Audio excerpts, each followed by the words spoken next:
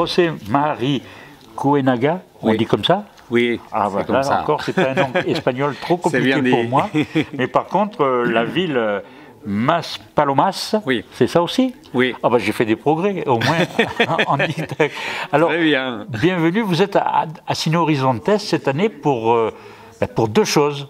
Oui. Vous avez présenté Marco avant le film que vous avez co-réalisé, mais à Marco, par contre, vous étiez scénariste.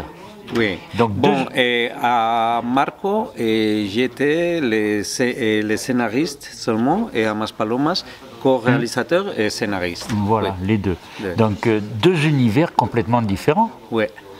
Ce sont... Ah, perdón. No, Bueno, voy a decir- c'est comme vous sí, voulez. sí, sí. Que- No, si- no, pero igual en castellano mejor si vous, porque... vous préférez sí, parler, oui. sí, prefiero. Ok.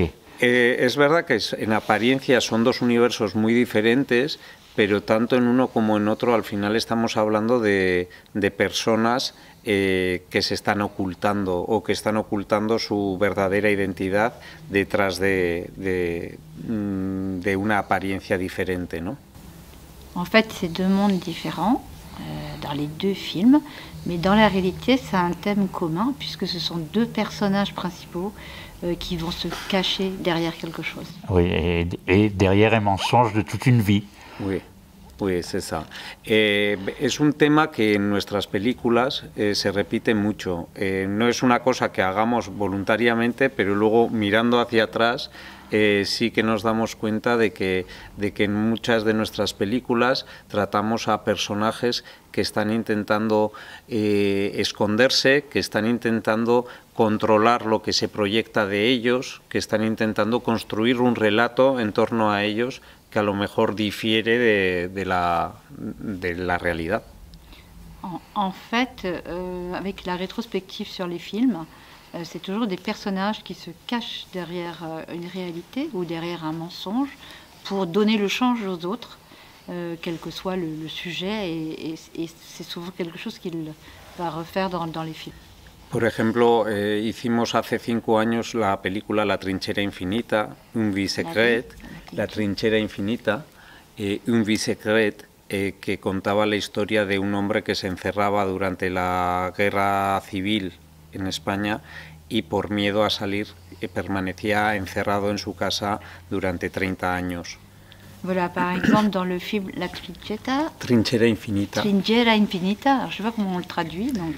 Mais en bah si, ça va être la triche infinie, à l'infini. mais en français, Ça va être era comment? La bicyclette, non, tu as dit? Une vie secrète. Une bicyclette, d'accord. Une vie secrète. Une vie secrète, voilà. Une vie secrète. Une vie secrète.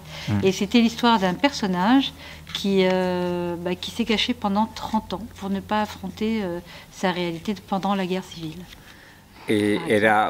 Contaba la historia era una ficción creada a partir de casos reales que hubo en España.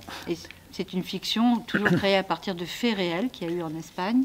Pero también funcionaba de manera metafórica para hablar del miedo que podemos tener todos, ¿no?, a cambiar, a salir.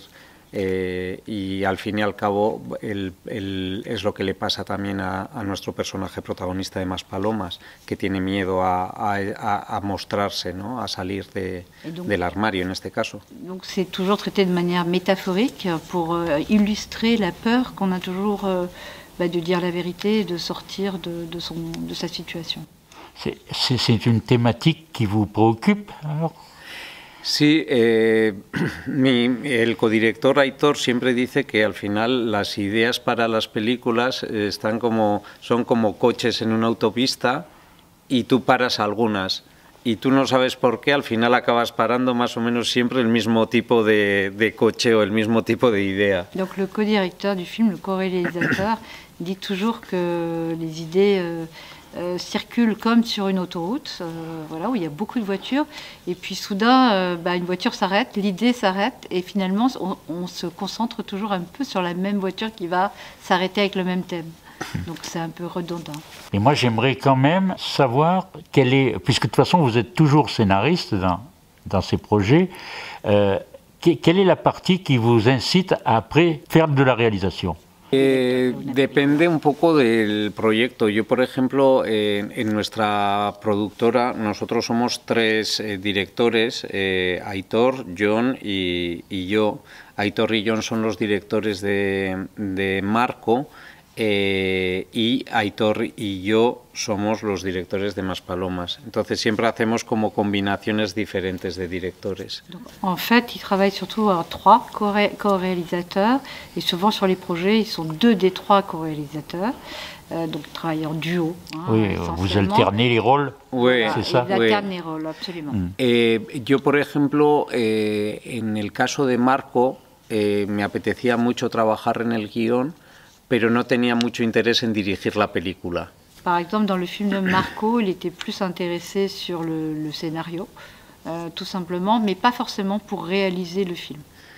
Sin embargo, en el caso de Maspalomas, era una historia muy personal y quería, aparte de escribirla, quería dirigirla también. Et donc, dans le film de Maspalomas, du coup, il était concerné plus personnellement, et là, il avait vraiment envie de diriger ce film et de le réaliser, bien sûr, conjointement. De todas formas, en nuestros proyectos, al final siempre acabas colaborando y como sabes que al final el proyecto se va a hacer entre nosotros, cuando estás escribiendo el guión, en cierta manera estás dirigiendo también, porque ya estás pensando un poco en la atmósfera que te estás imaginando, en los planos que te puedas imaginar, etcétera, ¿no?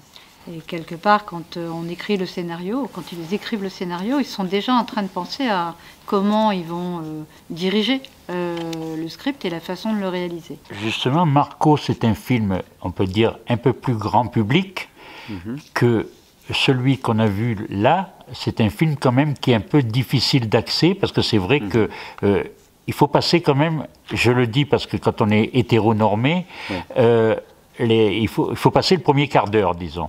Après, on rentre dans une histoire qui peut concerner tout le monde, finalement.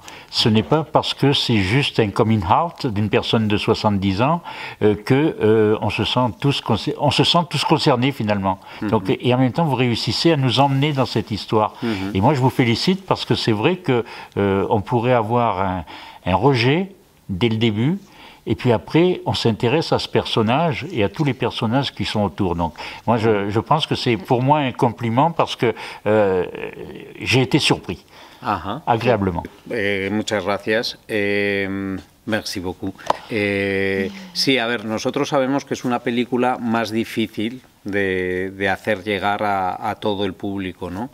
Pero a la vez sí creemos que hay una universalidad, y a pesar de que igual el comienzo haya gente que le resulte un poco chocante, ¿no? Esa manera de mostrar el sexo, realmente es importante para luego poder contar y para poder contextualizar bien a este personaje, ¿no?